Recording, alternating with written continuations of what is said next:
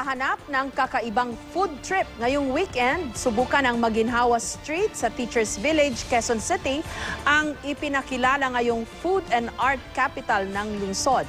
Yan din ang sentro ng kakaibang food festival na bahagi ng pagdiriwang ng 75th anniversary ng Quezon City. Live mula sa Maginhawa Street, si Dano Tingkungko may paandar. Jessica, dahil oras na nga ng hapunan, kailangan na natin kumain. Pero ngayong gabi, dito tayo kakain sa Maginhawa Street, kung saan ang pagkain sinasabing hindi lang mura at masarap, kakaiba rin. At ang ating pagsasaluhan ng kasama ko ang ating cameraman, no, ay sampler lang ng mga pwedeng subukan dito sa Maginhawa Street na tinagurian ng food capital ng Quezon City. Tara na, kain na tayo.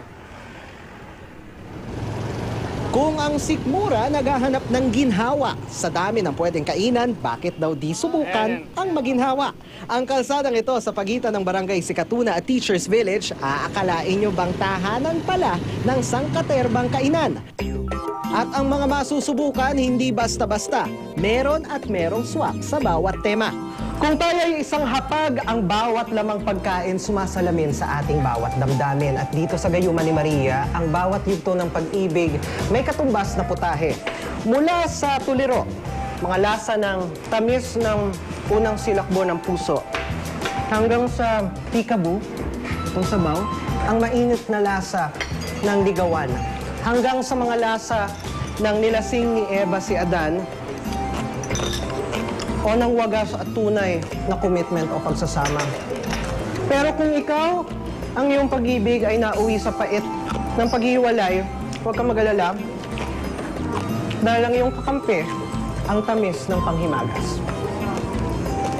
Dahil tagpuan ng mga magsing-irog, larawan ng masidhing pag-ibig ang restaurant. Ang menu nito, espesyal sa bawat yugto ng isang relasyon. Ang lively, parang enthusiastic. Yung mga place, ang ganda talaga. Tapos parang it's one of a kind. Pero kung ang habol ay di lang palamang tiyan, kundi palamang isipan, kaliwat kanan ng mga art cafe sa magkabilang dulo ng Maginhawa. Estilong tahanan ng kapihang ito na ang specialty, samot-saring potaheng bangus dagupan tulad ng classic salad, papilote at bangus na nilunod sa herbs and spices. Mabubusog din ang mata sa full of art na decor, quotes halimbawa nitong kay TV chef Julia Child at dibuho sa dingding. At syempre kung may dating place at malatahanan na restaurant, mawawala ba ang pagpugay sa hari ng kalsada? Dito sa Jeepney Boodle Fight Restaurant sa puso ng Maginhawa, mula gayak hanggang tugtog, patok na patok. Ang specialty nila ang Boodle Fight menu na ang inspirasyon pagpuno ng pasahero sa terminal ng jeep. Ang magkapatid na Steph at Wendy tulad ng maraming suki na ng Maginhawa sa social media unang natakam ng kalsada. We saw the Instagram posts and then it looked interesting. Like yung food, ganon, like, and then yung ambience niya, super parang cozy siya. At bilang bahagi ng pagunita sa Jubilee ng Quezon City, Maginhawa ang sentro ng isang food festival ngayong weekend.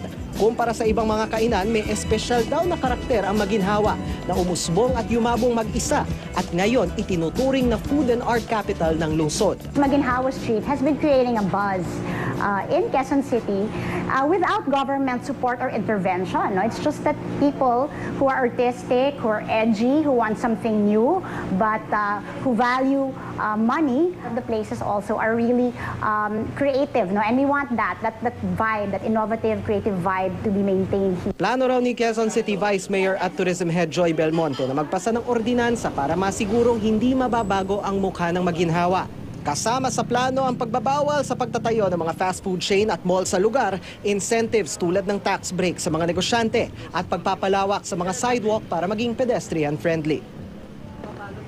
At Jessica, bukas nga ng simula alas 9 ng umaga no, hanggang alas 12 ng hating gabi, isasagawa dito sa Maginhawa Street yung Quezon City Food Festival at inabisuhan na po ng Quezon City Government ang mga motorista na sarado po ang Maginhawa Street sa buong duration ng food festival maliban sa mga residente na kailangan lumabas at pumasok sa kanilang mga tirahan, Jessica. Sige, Dano, ikain nyo na lang kami dyan, ha? Maraming salamat sa'yo at sa iyong paandar.